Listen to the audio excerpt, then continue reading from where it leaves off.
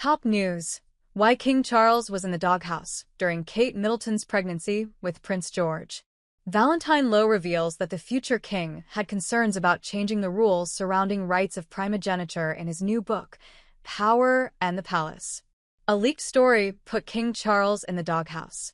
Parts of Valentine Lowe's new book, Power and the Palace, were excerpted in the Times on August 29th, including a story of how Charles was left out of discussions surrounding the 2013 succession to the Crown Act, which ended male preference primogeniture. At the time that the bill was moving through Parliament, Kate Middleton and Prince William were expecting their first child, Prince George, and Charles had questions surrounding it. Richard Heaton, permanent secretary at the Cabinet Office, received an unexpected invitation to have tea with then Prince Charles in December 2012, and the conversation turned to the bill. Lowe wrote, "What Charles wanted to know would happen if his first grandchild were a girl, and she married a Mr. Smith? Would the royal house be Smith or Windsor?" He had other questions, too, about what would happen if his grandchild married a Catholic and what effect the new law would have on hereditary peerages. It was not Heaton's area of responsibility, and he had not been briefed on the subject, but he gave what answers he could. It turns out the government was under instruction to deal directly with Buckingham Palace on the change of succession rules, which meant Prince Charles was left out.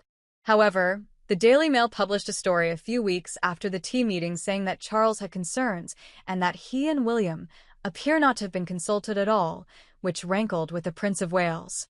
Lowe wrote, "As soon as the article appeared, Heaton was contacted on holiday by the Cabinet Secretary Jeremy Haywood's office, asking what had happened.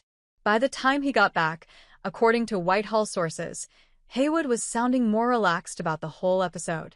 "What was all this about the Prince of Wales?" Heaton asked.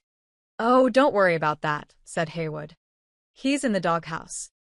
There were 3 reasons why Whitehall saw it that way, Lowe continued. One was that the prince had, in their view, misrepresented the conversation between him and Heaton. Second, he had leaked, or someone had leaked on his behalf, a private conversation with a civil servant. And third, he was criticizing government policy, which he was not supposed to do. Not long after, the future monarch invited Heaton on an outing where they took the royal train and visited a pottery saved by one of the royals' charities. It wasn't an apology, but it was the next best thing, Lowe said.